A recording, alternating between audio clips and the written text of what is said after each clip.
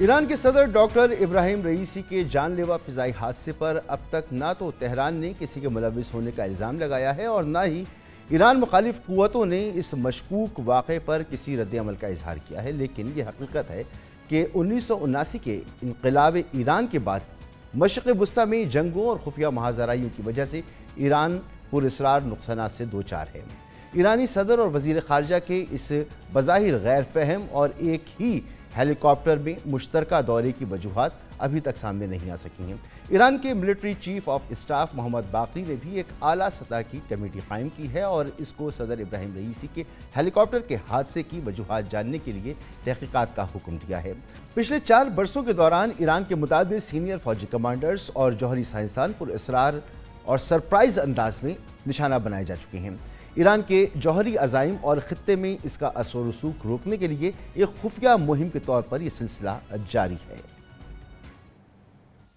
2020 سے لے کر اب تک تہران نے اپنے 5 ایٹمی سائنسدانوں کے قتل کا مشاہدہ کیا ہے۔ مسعود علی محمدی، ماجد شہریاری، داریش رضائی نژاد، مصطفیٰ احمدی روشن اور محسن فخری زادہ، یہ 5 سائنسدان ایران کے جوہری پروگرام کو آگے بڑھانے میں اہم کردار ادا کر رہے تھے۔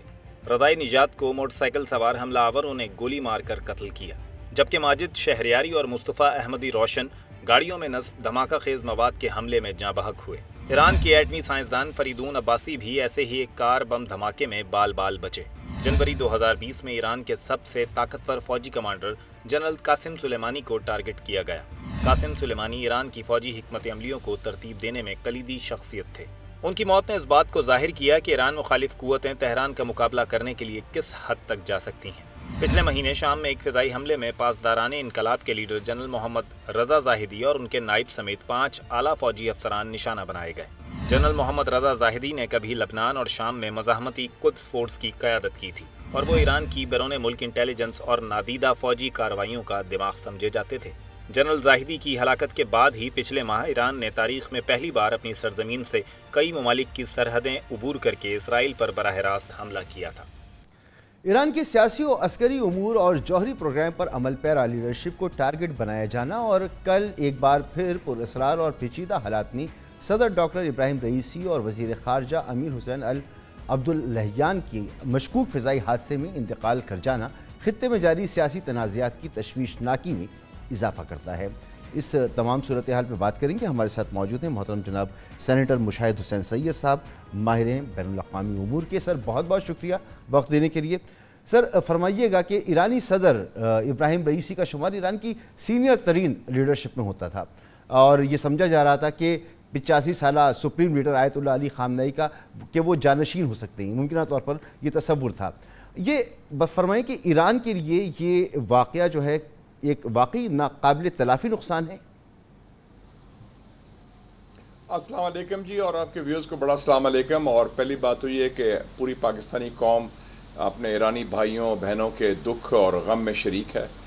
ایران ایک برادر ملک ہے، ہمسایہ ہے، اور حال ہی میں دورہ بھی ہوا تھا صدر ڈاکٹر سید ابراہیم رئیسی صاحب کا پاکستان۔ ان کی بیگم جو خاتون اول ہیں خانم جمیلہ بھی تھیں، وہ خود پروفیسر بھی ہیں۔ تو یہ اس وقت، اور یہ بڑے خاص دست راز تھے رہبر جو ہیں ایران کے سید علی خامنئی صاحب، اور یہ آپ نے بالکل صحیح فرمایا کہ یہ خیال کیا جا رہا تھا کہ چونکہ ان کا ایک مقام ہے، ماضی میں یہ چیف جسٹس تھے سپریم کورٹ کے، اب ایک صدر ہیں، اور ان کی گرومنگ ہو رہی تھی کہ آئندہ رہبر جو ہیں جن کی عمر ماشاءاللہ اب 85 سال ہے اور ذرا ضعیف ہو گئے ہیں، ان کے جانشین ہو سکتے ہیں، اور فیورٹ جسے کہتے ہیں، ان کو ہی سمجھا جا رہا تھا۔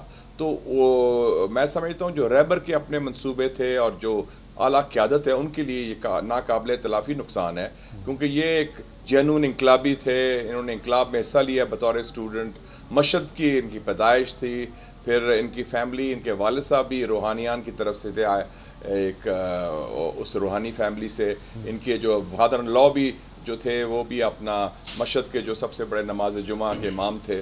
تو یہ ہر لحاظ سے وہ فٹ کرتے تھے جو انقلاب ایران کی قیادت ہے اور رہبری کا ایک جو قیادت کے لیے کوالیفائی کرتے تھے۔ تو یہ واقعی بڑا ایک دھچکا ہے ان کے لیے۔ اور آپ نے ان کے دورہ پاکستان کا ذکر کیا تو بہت ہی غیر معمولی حالات تھے کہ پاکستان میں جو سیکیورٹی تھی، یعنی وہ جب کراچی تشریف لائے تو اس دن پورا شہر بند تھا، چھٹی کر دی گئی تھی، تو سیکیورٹی کے بڑے خدشات بھی تھے اور اس کے انتظامات بھی بڑے زبردست تھے. تو یہ جو حادثہ ہوا اس حوالے سے ایران نے نہ تو کسی پر الزام لگایا ہے اور ایران مخالف قوتیں جو ہیں انہوں نے بھی کسی رد عمل کا اظہار نہیں کیا ہے.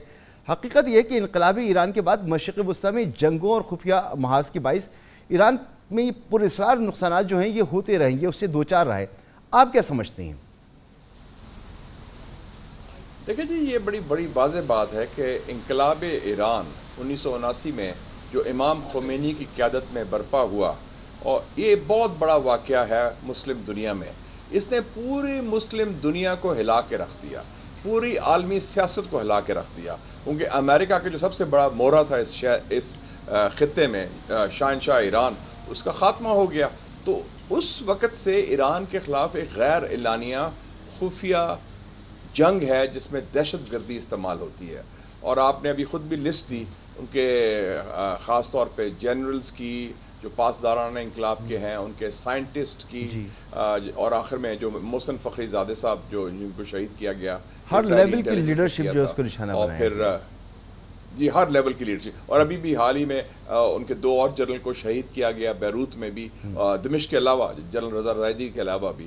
تو اس حوالے سے شام میں جو حملہ ہوا، اس لیے جو آپ فرما رہے ہیں نا، جب جی بالکل شام میں حملہ ان کے باقاعدہ ایک ڈپلومیٹک مشن پر ہوا، سفارت خانے پر ہوا، اور جس میں کونسلیٹ کا آفس تھا، جس میں ان کو شاید معلوم تھا کہ جو پاسداران انقلاب کے جو لوکل کمانڈر ہیں شام اور لبنان کے، وہ رضا وائدی صاحب وہ تشریف فرما تھے. تو اس حوالے سے اسی لیے جب وہ کراچی لائے یا لاہور آئے تو سیکیورٹی بہت ٹائٹ تھی. مجھے یاد ہے کہ پچھلے دورہ تھا حسن روحانی صاحب کا 2016 میں، وہ صرف اسلام آباد تشریف لائے تھے، اور اس سے پہلے جنرل ضیاء الحق صاحب نے انوائٹ کیا تھا صدر سید علی خامنہئی صاحب کو. اس کو میں جرنلسٹ تھا، مسلم کا ایڈیٹر تھا، 1986 کی بات ہے. تو اس وقت بہت سیکیورٹی تھی، لیکن ان کا بھی بڑا والہانہ استقبال ہوا تھا. تو ایران کو یہ سیکیورٹی کا اسپیکٹ ہے، اس لیے کیسرائیں کافی ہو رہی ہے کہ یہ کیسے ہوا کہ ایک جہاز میں ایک اتنا بڑا کریش جو ہوا ہے، جس میں صدر بھی تھے اور ان کے وزیر خارجہ بھی تھے ماشاءاللہ،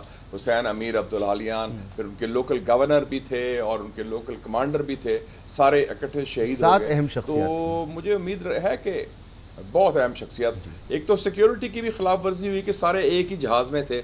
نارملی ایسا نہیں ہوتا کہ اتنے بڑی شخصیات 2-3 مختلف جہاز میں جاتی ہیں، لیکن غالباً کوئی لوکل ٹور تھا، شاید انہوں نے سمجھا کہ یہ ہوگا. لیکن یہ ظاہر ہے کہ ایرانی حکام جو ہیں اور ایرانی انٹیلیجنس کافی تیز ہے ہماری انٹیلیجنس کی طرح، وہ اس کا سراغ تو لگائے گی اور اس کا پورا نکالے گی کہ اس کے پیچھے کیا محرکات ہیں. ابھی تک کوئی ایسی بات ایران کی طرف سے، تھوڑی سی کیسرائی ہوئی ہے ان کے میڈیا میں، انفارملی سوشل میڈیا کہہ لیں، دوسرے میڈیا کا، لیکن باضابطہ سرکاری بیان کوئی ایسا نہیں آیا جس میں کوئی نشاندہی ہو کہ شاید حادثہ نہیں تھا یا سازش تھی. تو ابھی تک اس کی کوئی نشاندہی نہیں.